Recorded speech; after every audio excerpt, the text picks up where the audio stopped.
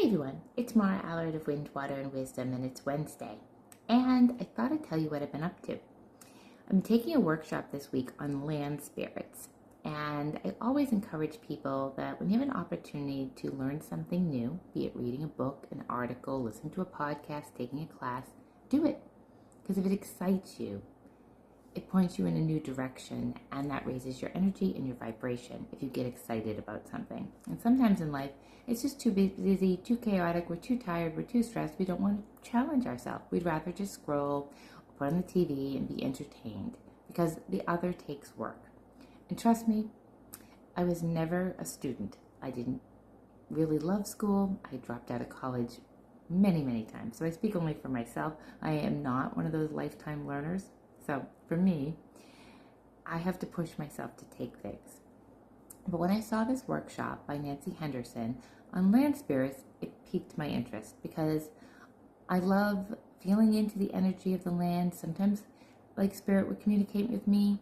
I know it does in homes a lot. So I was like, how do I take what I have and build upon it? So I started this workshop yesterday. I'm only into it like 2 days. But the way that it has you communicating is with cards and pendulums, two things I love, which even made it even more interesting, and drawing maps, which in feng shui I was gotten used to as well. So, and I believe you can always print a map, but I believe whenever you draw a map, you're using your own energy, and I love that better. So I drew my own map. And we had the task at hand was to draw a map of your neighborhood and to determine if any homes or land needed healing in your neighborhood. So I did. I'm not an artist, but that was my neighborhood. And you use the pendulum and you ask very specifically to show you which house or land needs healing. So I went down the street. Does this house need healing? And when it goes this way, it's a no. And then I went to the next house and it was a no. I went to my house, no. And I proceeded down the road till I got to 3/4 to this vacant house at the end of this 3/4 down the street. And this house needed healing. The land actually needs healing.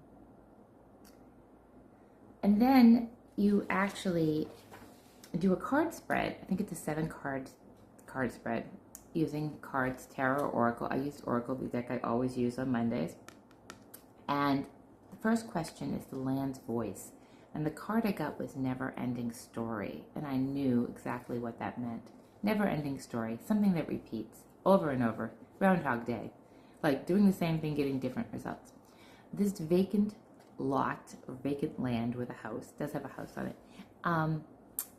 has been flooded numerous times from hurricanes. And in 2019, I'm sure the land was flooded for over 2 weeks. When land is flooded, it's got the whole river has come onto it, all the garbage, any toxicity in the river comes onto the land, and it gets ill, gets sick. Nothing really flourishes. And then the water recedes, but it's still in the soil. So, of course, it's a never-ending story. I have people that live in this house. I have people that love me. I might sit on my land. And then the house floods and people move out. And now the house is just sitting there. So the land is lonely too. The land has probably been contaminated to some degree. The house that has been there since 2019 has been vacant. There's nobody on it. It's lonely. So I asked the spirits. So then I called in the spirits of the land to talk to me. And they did.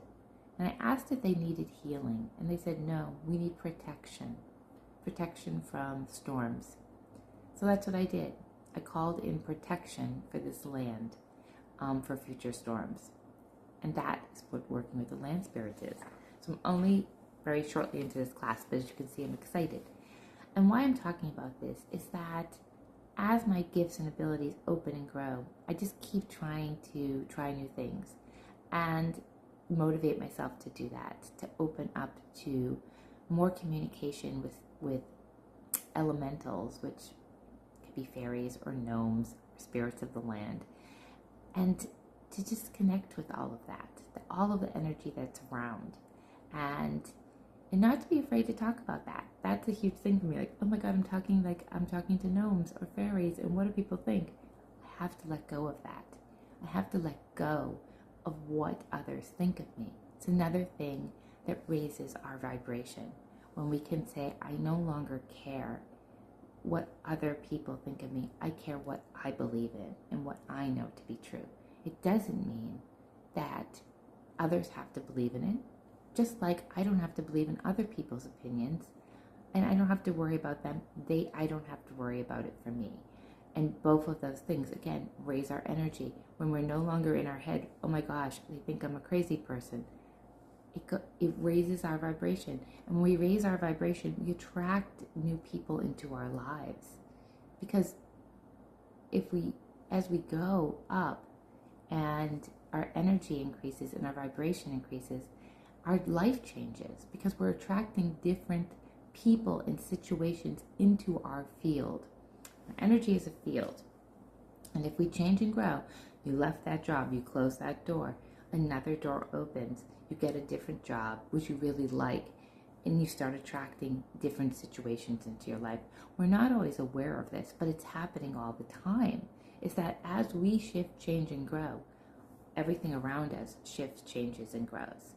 And the more we don't care what other people think, the more we have more confidence to try new things, to walk away from situations, to close doors that no longer suit us. So, where in your life are you challenging yourself a little in any area? And maybe it is saying goodbye or closing a door or trying a new route. Simple things, eating new foods. It can be very, very small, but the small shifts start changing your vibration. Tonight I'm not going to scroll social media. I'm going to read a book. Changes your vibration. Tonight I'm not going to mindlessly watch TV for 6 hours from 6 to midnight till I fall asleep. I'm going to go for a walk. I'm going to call my child. I'm going to try a new recipe. Then I'm going to watch TV. Huge shift in vibration. It is the little things. And there's nothing wrong with social media. There's nothing wrong with TV. There's nothing wrong with doing repeated things. But it's when we change just a little something that our frequency shifts and things just change in our lives like magic. Have a great day.